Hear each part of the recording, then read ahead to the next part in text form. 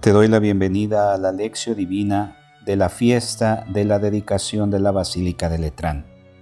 En el nombre del Padre, y del Hijo, y del Espíritu Santo. Señor, tú que con piedras vivas y escogidas preparas una morada eterna para tu divinidad, derrama con abundancia sobre tu Iglesia la gracia que le has otorgado, para que tu pueblo fiel avance sin cesar en la construcción de la Jerusalén celestial. Por Jesucristo nuestro Señor. Amén. Escuchamos la lectura del Evangelio según San Juan, capítulo 2, versículos del 13 al 22. Cuando se acercaba la Pascua de los judíos, Jesús llegó a Jerusalén y encontró en el templo a los vendedores de bueyes, ovejas y palomas, y a los cambistas con sus mesas. Entonces hizo un látigo de cordeles y los echó del templo, con todo y sus ovejas y bueyes. A los cambistas les volcó las mesas y les tiró al suelo las monedas.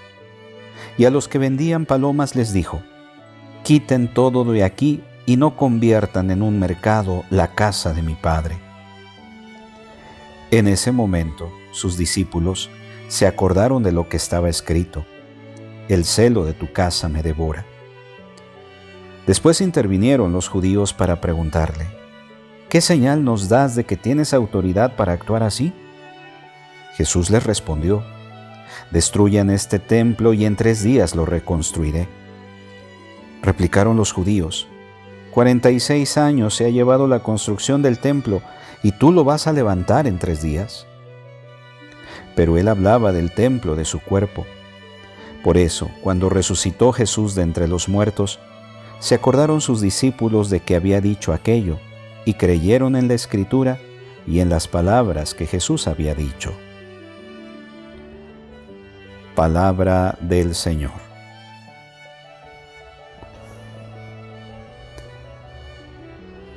Nuestro pasaje contiene una enseñanza clara e inequívoca de Jesús en el templo. Anteriormente, Juan Bautista había dado testimonio de Jesús diciendo que era el Mesías. Los primeros discípulos, tras la indicación del Bautista, lo reconocen como el Cordero de Dios, que era una nota mesiánica: inaugurar una nueva Pascua y una nueva alianza, realizar la definitiva liberación del hombre. En Caná, Jesús hace su primer milagro para manifestar su gloria. La gloria se torna visible, puede ser contemplada, es decir, se manifiesta. Es la gloria del Padre presente en la persona de Jesús, manifestada al inicio de su actividad como anticipo de su hora. ¿En qué manera se manifiesta su gloria? Dios establece gratuitamente con el hombre una nueva relación. Lo une íntimamente a Él, dándole la capacidad de amar como Él, por medio del Espíritu que purifica el corazón del hombre y lo hace hijo de Dios. Es necesario, sin embargo, reconocer el amor inmutable de Dios manifestado en Jesús, respondiendo con fe, o sea, con una adhesión personal. Ahora Jesús se encuentra en Jerusalén, en el templo, y dando cumplimiento a la profecía de Malaquías, se proclama Mesías. Esta presencia de Jesús y sobre todo su enseñanza produce una tensión. Ahora comprenderá el lector que las grandes disputas con los judíos tengan lugar siempre en el templo. En este lugar proclama Jesús sus denuncias sustanciales. Su misión es conducir al pueblo fuera del templo. En el fondo, Jesús es condenado porque presenta un peligro para el templo y para el pueblo. Jesús va a Jerusalén con ocasión de la Pascua de los judíos. Es una ocasión clamorosa para manifestarse en público y para revelar a todos que Él es el Mesías. En aquella fiesta, Jerusalén está llena de peregrinos llegados de todas partes, y por tanto su proceder habría tenido resonancia en toda Palestina. Llegando a Jerusalén, se traslada rápidamente al templo, donde realizan su trabajo diversos tipos de vendedores y cambistas. El encuentro en el templo no se realiza con personas que buscan a Dios, sino con comerciantes de lo sagrado. El importe por instalar los puestos de venta era entregado al sumo sacerdote. Jesús escoge toda ocasión, en este caso la Pascua, y este lugar, el templo, para ofrecer un signo. Toma un látigo, instrumento que simbolizaba al Mesías, castigando los vicios y las prácticas malvadas, y expulsa a todos del templo junto con las ovejas y los bueyes.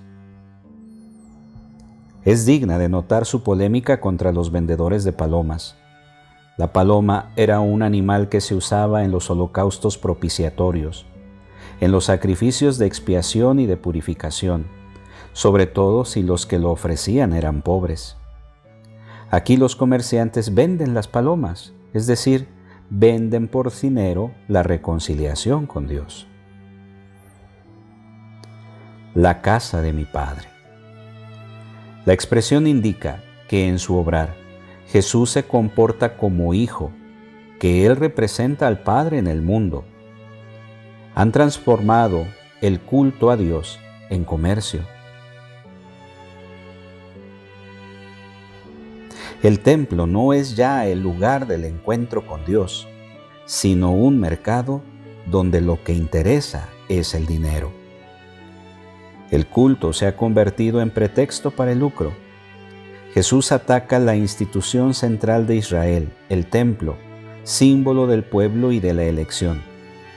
Denuncia que ha sido usurpada al templo su función histórica, ser símbolo de la morada de Dios en medio de su pueblo.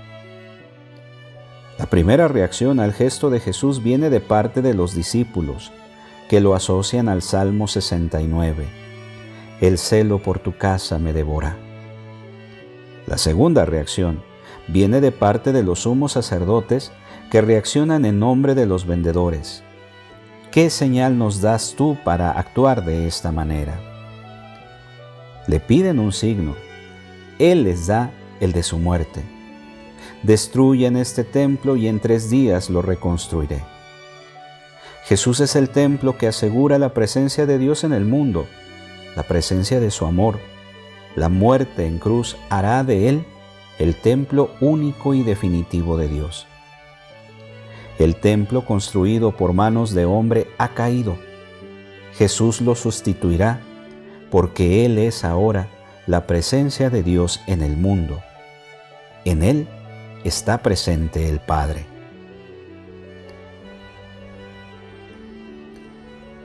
Ahora reflexionemos.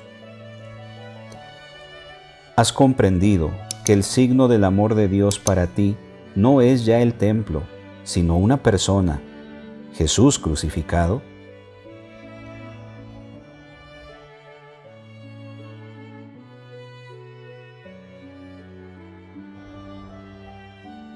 ¿Sabes que este signo se te ofrece personalmente para tu liberación definitiva?